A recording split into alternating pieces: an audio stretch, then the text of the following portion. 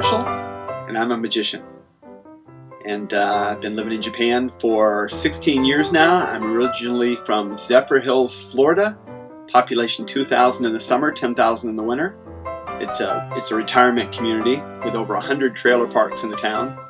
And that's where I really got my start doing magic, because all the senior citizens, when they come down during the winter time, I was one of the few entertainers in town. So they would actually call me up while I was in high school. They would actually call my school looking for me, because they knew I was in high school, and they would call me there.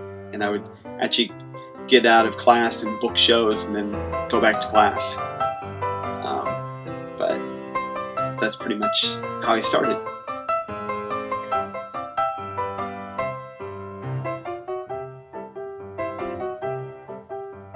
When I was 8 years old. I opened up a magic kit. I really wanted a magic kit for Christmas. And there was a magician named Marshall Brodeen. He'd come on the TV and do tricks, and he would say, "It's easy once you know the secret." And I thought it was cool because his first name was the same as my last name. And I would watch Marshall Brodeen do the TV magic set tricks. And I asked for that for Christmas, and I got one when I was 8 years old. And I started playing with it. And I was just telling a friend about this the other day. It was really funny because I really wanted to be in the elementary school talent show. But the tricks in a TV magic set are pretty small. And they're more close-up, tricks. And I didn't have really any stage tricks I was doing.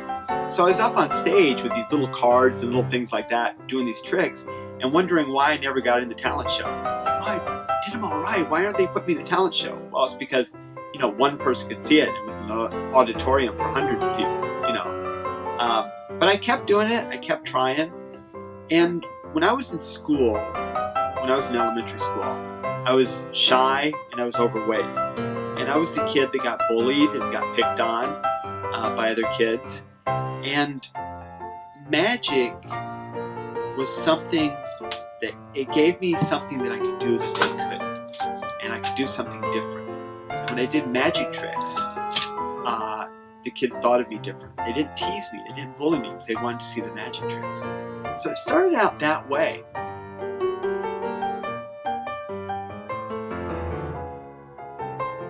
But usually 3 days a week I work at these magic bars in Tokyo. So usually I sleep late, I'll wake up around 10, 11, noon, something like that. And then I'll get up and have a early lunch, late breakfast, and then work on some stuff, either writing or the painting or rehearsing something new.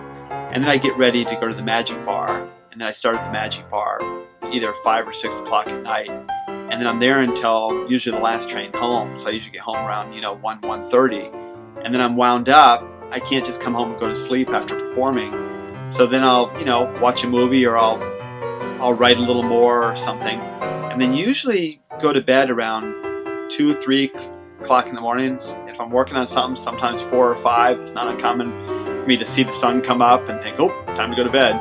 So so my days are very different, and I enjoy that. I enjoy the variety.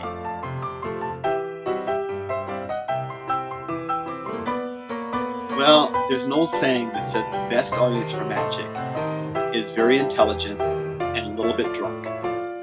And it's so true. About a month ago, I actually did a show for an international group of scientists who had cocktails right before I went out and performed for them. So I actually got to test this theory, and I have to tell you it's true, because the little bit drunk part, it just lets them have fun.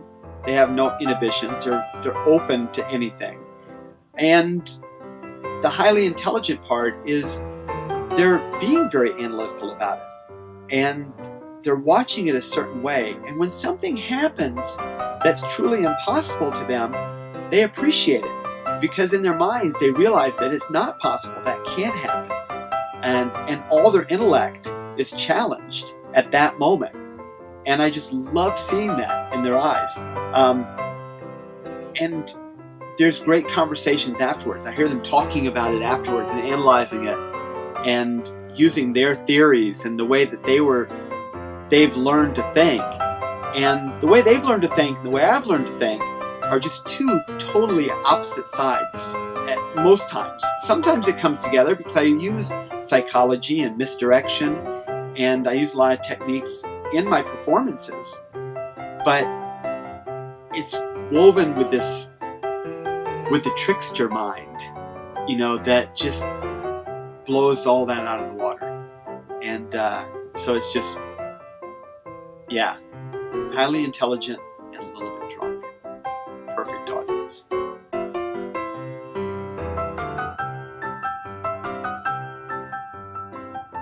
It's when I was working for Disney one time, I go out and I bring people up on stage a lot, and I got a kid up on stage, and there's a technique to getting people up on stage because a lot of people don't want to. And in Japan, if you ask one person to go up on stage and they say no, nobody will come up on stage. And I learned that real quick the first time that happened. It was terrible because it was just taking forever.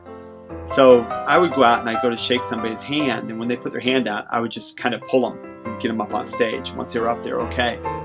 So I pulled this kid up and I get him up, and we're on stage at Tokyo Disneyland. It's a packed house, and I look down, the kid has no shoes on. He's just there in his socks. And he came in, he sat down, he took his shoes off. And that's a very Japanese thing to do. I just wasn't expecting it. And it got a laugh from the audience. And thinking quick, I just reached down and took my shoes off and threw them off stage, which got a huge laugh from the audience. And then we went on from there, and I just did the rest of the show on my stocking feet. Well, what I love the most, and what people don't realize, is they think they're watching me, but I'm actually watching them all the time too.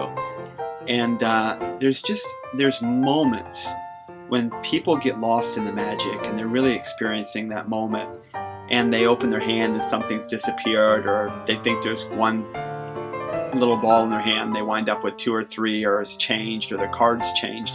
And when that moment happens, and the surprise on their face, and for me to see that is the joy of doing magic. It's just wonderful, and I get to experience that moment with them, which is really nice.